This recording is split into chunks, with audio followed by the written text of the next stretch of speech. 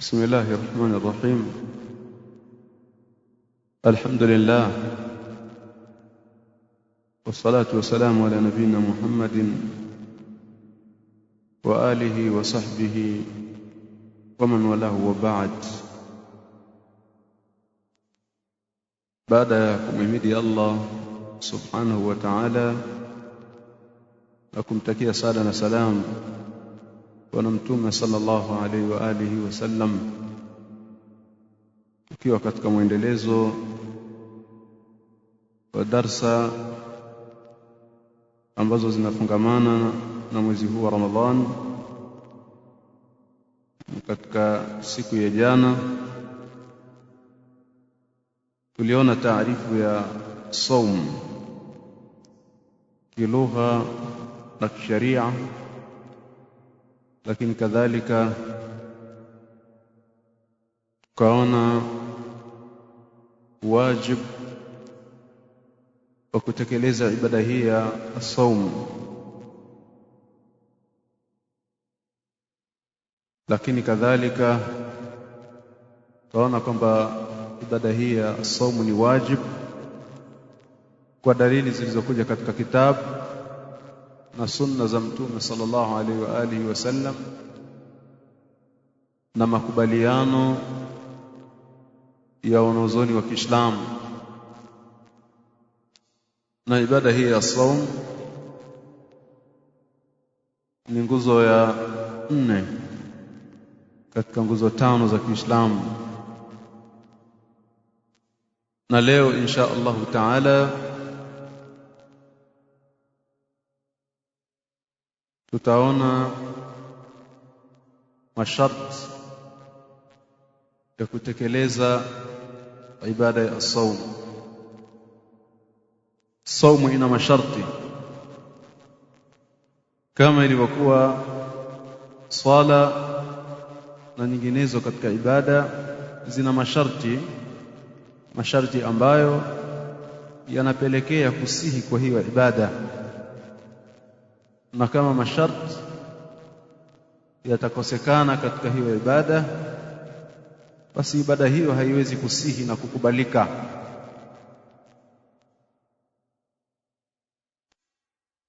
Miongoni mwa masharti ya kusihi kwa swala ni udhu.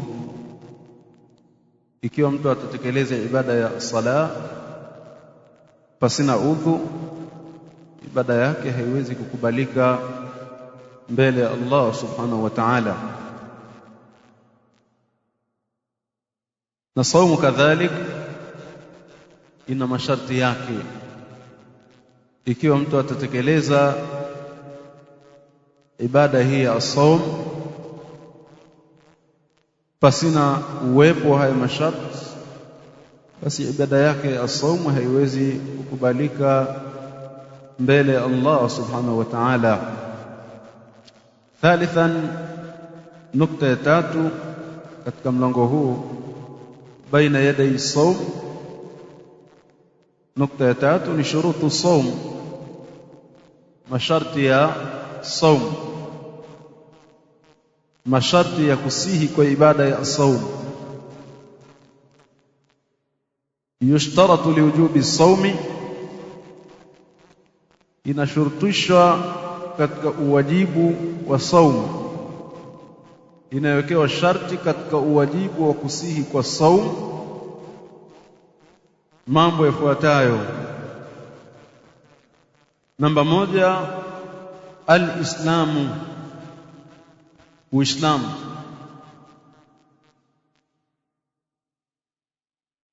Fala yajibu saumu ala al-kafir, saumu si wajib kwa kafir, kwa asiyekuwa muislamu. Wala yasihu minhu, wala haisihi kutoka kwake ikiwa ataitekeleza.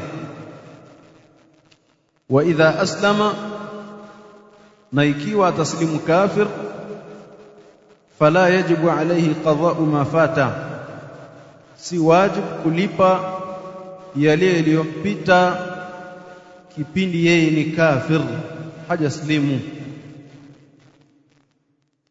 Na Uislamu unazingatiwa katika kutekeleza amali. amal ya asiyekuwa kafir haikubaliki mbele ya Allah subhanahu wa ta'ala. Ili amal iweze kukubalika mbele ya Allah, ni sharti kwa yule ambaye anaitenda amali hiyo awe Muislamu. Uislamu unazingatiwa katika kutenda,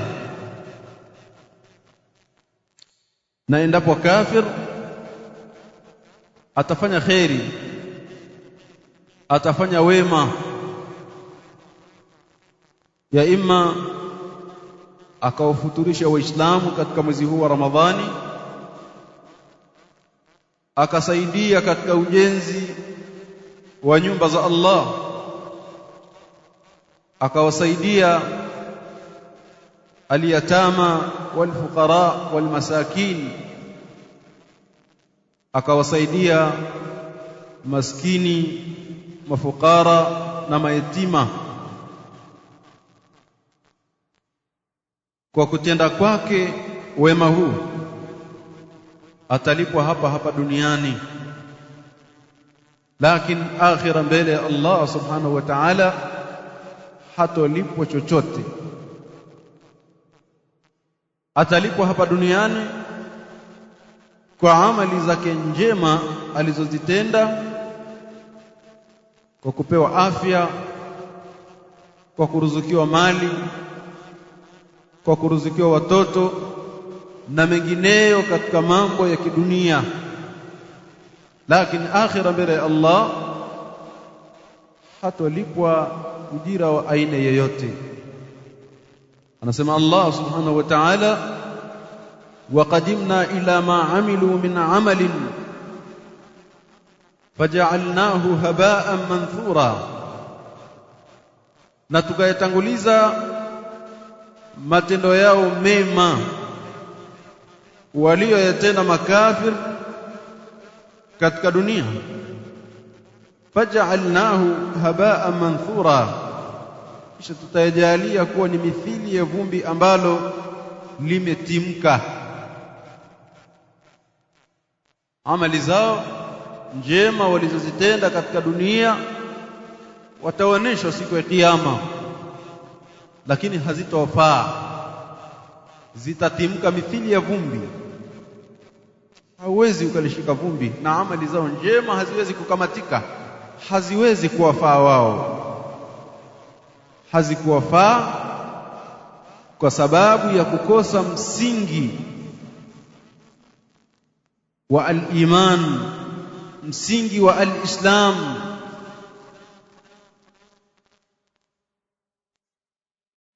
Na khitab juu ya kutekeleza ibada ya saum na ibada ya sala na nyinginezo katika ibadati ambazo wanazitekeleza Waislamu, makafiri pia na wao wanaingia katika hizo khitab. Ili waweze kuzitekeleza, basi ni sharti kwao waslimu, wajisalimishe kwa Allah subhanahu wa ta'ala kwa kule kuingia katika dini ya Kiislamu, ili waweze kutekeleza ibada hizo. Na ikitokea mtu ni kafir, ana rafiki yake Muislamu, alafu ile rafiki yake Muislamu akamshawishi na akamuhimiza juu ya kutekeleza ibada hii ya saumu, na yeye ni kafir, akajizuilia kuanzia alfajiri ya kweli mpaka kuzama kwa jua, haihesabiki kwamba amefunga, bali anahesabika ameshinda na njaa. Kwa nini? Kwa sababu huyu si Muislamu. Katika masharti ya kukubalika kwa saum ni sharti yule ambaye anafunga awe ni Muislamu. Hili ni sharti lake la kwanza, al-Islam. Na endapo kadhalika kafiri ameslimu, basi hawajibishiwi kulipa yale ambayo yamempita kipindi cha ukafiri wake.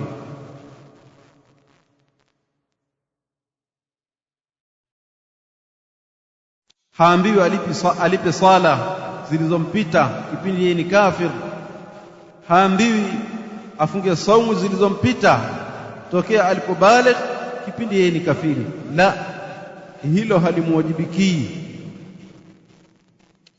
Sharti la pili ni albulugh, kubalighi. Miongoni mwa masharti ya kusihi kwa ibada ya saum ni ile ambaye anaitekeleza ibada hiyo au amebaligh, amefikia umri wa taklif, umri wa kukalifishwa na nguvu na sharia. فالصغير الذي لم يبلغ لم يجب عليه الصوم, mtoto mdogo ambaye hajabalighi sio wajibu kwake yeye kutekeleza ibada ya saum, si wajibu. Wa illa anahimizwa kutekeleza ibada ya saum katika hali ya usunna, lakini sio katika hali ya ulazima. Ikitokea ameweza kufunga ni khairi, malipo na thawabu wanaandikiwa wazazi wake. Lakini endapo hawezi kutekeleza ibada hiyo ya saum, hakuna madhambi kwake yeye, kwa kuwa hajatimiza lile sharti miongoni mwa masharti ya kumwajibikia yeye kutekeleza ibada hiyo ya saum, sharti la albulugh, baligh. Liqaulihi sallallahu alayhi wasallam, wa kauli yake Mtume sallallahu alayhi wasallam katika hadithi alitaja Imam Abu Daud na Imam An-Nasa'i, rufi'a al-qalam an thalathatin, kalamu imeinuliwa kwa watu watatu, haiandiki dhambi. Kalamu haifanyi kazi kwa watu watatu. Ani naimi hatta yastayqidha, mtu wa kwanza ni kwa aliyelala, kalamu haifanyi kazi hatta yastayqidha, mpaka pale atakapoamka. Aliyelala yuko usingizini, hata kama itatokea akasema maneno machafu, akatukana na mengineyo, haandikiwi dhambi, kwa kuwa kalamu imeinuliwa kwake, haifanyi kazi. Wa ani sabii hatta yablugha, na kwa mtoto mdogo kadhalik kalamu imeinuliwa, haiandiki dhambi hatta yablugha, mpaka pale atakapobalighi. Mtoto ambaye hajabaligh haandikiwi dhambi. Akitenda kosa ambalo ndani yake kuna madhambi haandikiwi, lakini anakatazwa na anaonywa kutokuyakurubia na kuyafanya yale ambayo ndani yake kuna madhambi na maasi. Lakini endapo litajitokeza kwake yeye ambalo lampelekea kupata madhambi, kalamu imeinuliwa kwake yeye, haandikiwi dhambi. Na akifanya la kheri, akifanya ambalo ndani yake kuna ujira na malipo, wanaandikiwa wazazi wake. Akitekeleza saum, akatekeleza as-sala na mengineyo katika mambo mema, wanaandikiwa wazazi wake, kwa kuwa ni chumo la wazazi wake.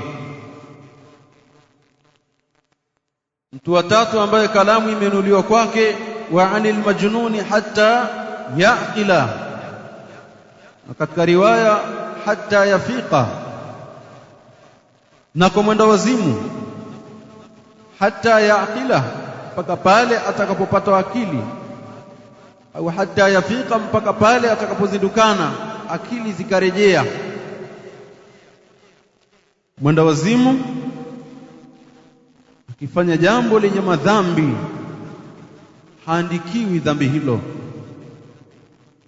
kwa kuwa hana akili ya kuweza kupambanua baina ya jambo zuri na baya. Lakini pamoja na hilo anakatazwa kufanya jambo ambalo lina madhambi.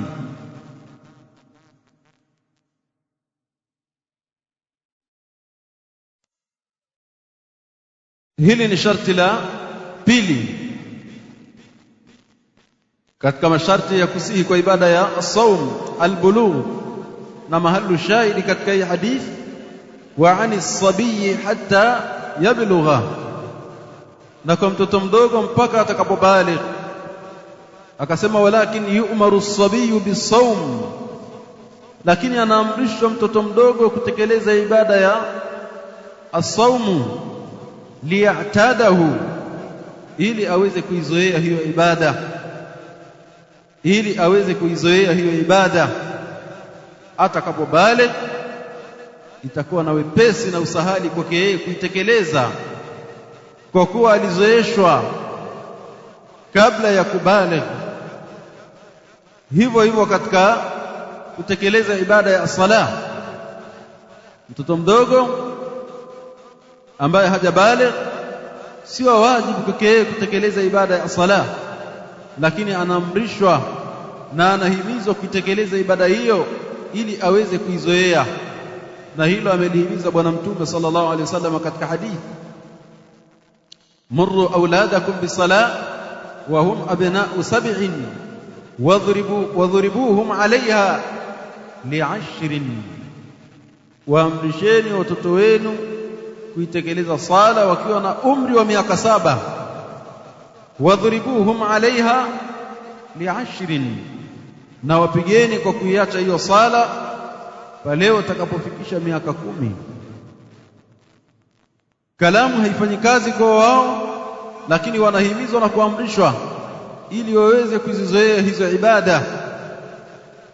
Pale watakapobaligh inakuwa ni wajibu kwa wao kuzitekeleza ibada hizo.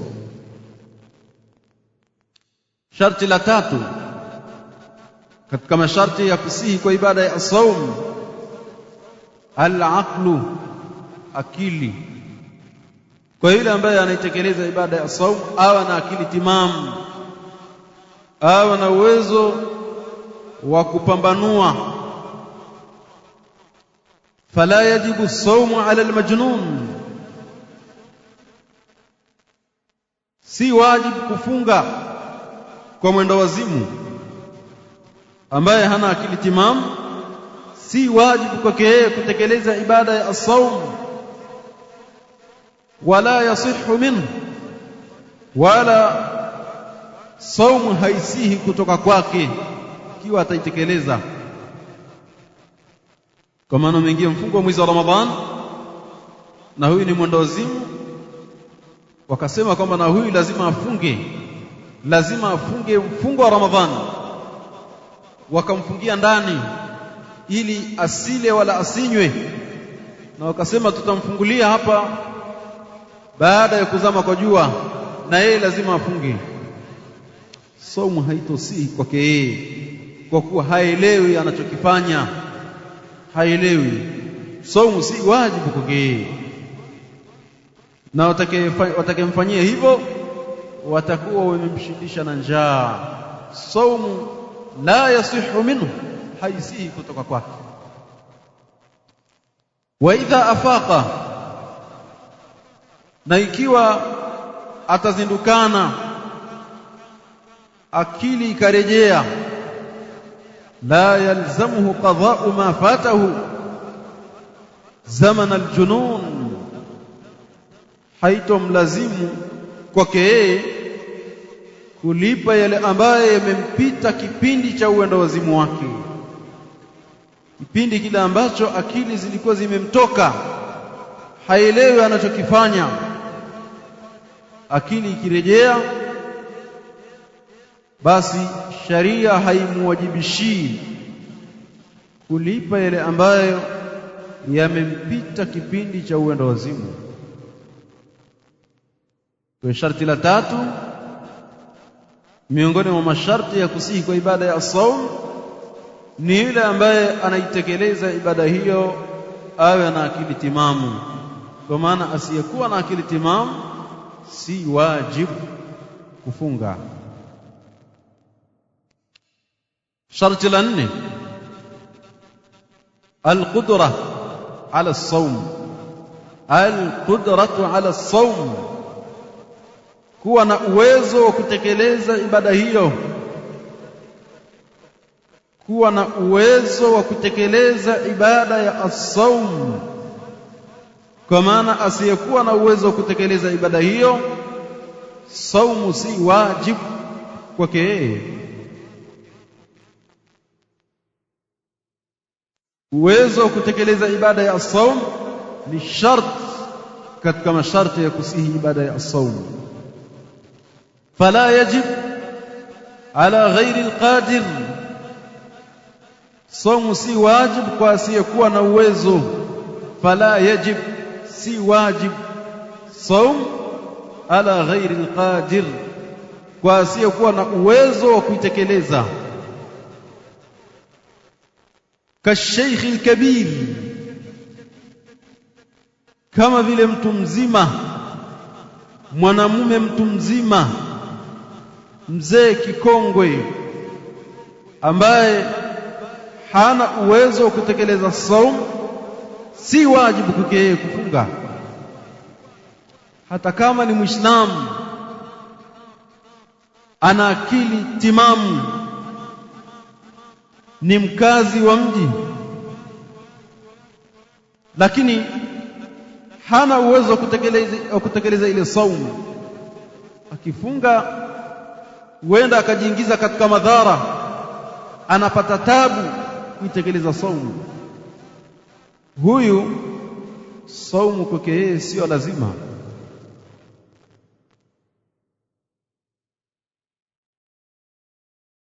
Na badala yake huyu atatoa fidia kulisha maskini.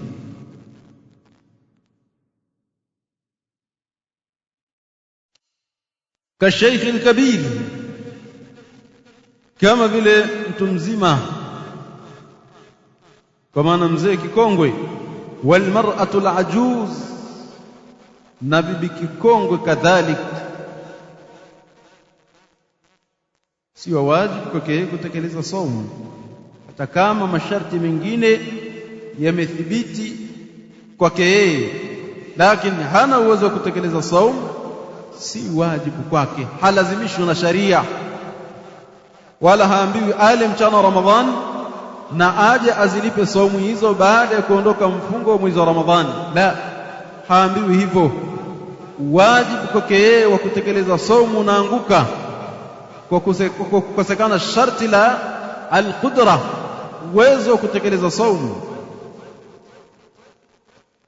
Sharti la 5 at-taharatu min al-haidh wan-nifas. Hili ni sharti la kusihi saumu, na hili ni kwa upande wa wanawake. At-taharatu min al-haidh wan-nifas, kutaharika kutokamana na hedhi na nifasi.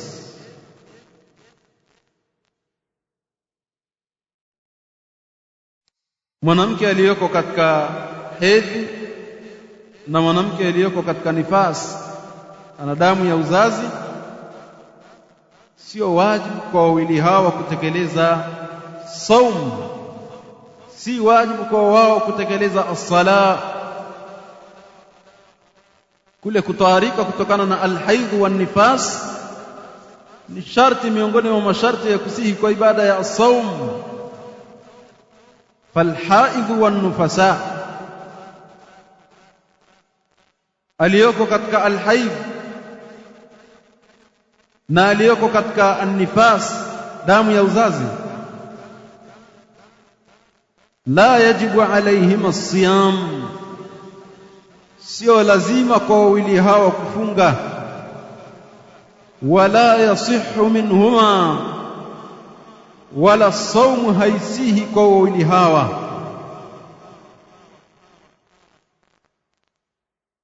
Yuko katika ada yake ya mwezi au ana damu ya uzazi, akasema mimi siko tayari kula, mimi nitafunga hivyo hivyo, pamoja na hali hii nilokuwa nayo. Ikiwa atatekeleza saumu katika hali hiyo na mazingira hayo, saumu yake haikubaliki, itabidi aje alipe. Kwa nini? Kwa sababu kule kutaharika kutokana na hedhi na damu ya uzazi ni sharti miongoni mwa masharti ya kusihi kwa ibada ya saumu. Na ikiwa watatekeleza katika hali hizo, la yasihhu minhuma, saumu hazitosihi kutoka kwao. Wa alayhim alqada, na ni juu ya wawili hawa kulipa. Wale kipindi cha saumu, lakini baada ya kumalizika mfungo wa mwezi wa Ramadhani waje walipe kwa idadi ya saumu walizofungua.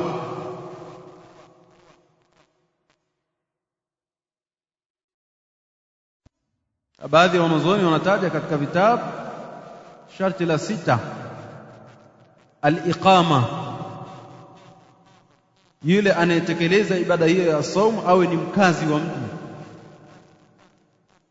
Kuna sharti la 6 la naongezeka la al-iqama, kazi, yani yule ambaye anatekeleza ibada ya saumu awe ni muqim, mkazi wa mji. Kwa maana asiyekuwa ni mkazi wa mji, ni msafiri, sio wajibu kwake yeye kufunga. Ikitokea amefunga na yeye yuko katika safari, basi atakuwa amefanya jambo jema. Wa antasumu khairul lakum in kuntum ta'lamun, na kama mtafunga na ilhali mko katika safari, basi ni jambo jema.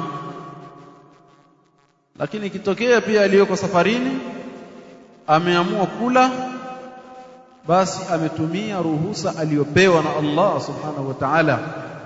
Waman kana minkum maridan au ala safarin fa iddatun min ayamin ukhra, na yeyote atakayekuwa miongoni mwenu ni msafiri au ni mgonjwa kipindi cha saumu, basi ni ale kisha aje alipe baada ya kuondoka mfungo wa mwezi wa Ramadhani.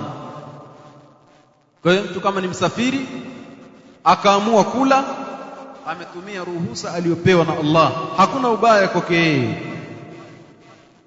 Na akiamua kufunga atakuwa amefanya jambo bora, hakuna lawama kwake yeye kufunga katika safari yake. Imekuja hadithi, bwana Mtume sallallahu alaihi wasallam alisafiri na masahaba, wako miongoni mwao ambao walifunga na wako ambao hawakufunga. Mtume hakumsema vibaya aliyefunga katika wao, wala hakumbeza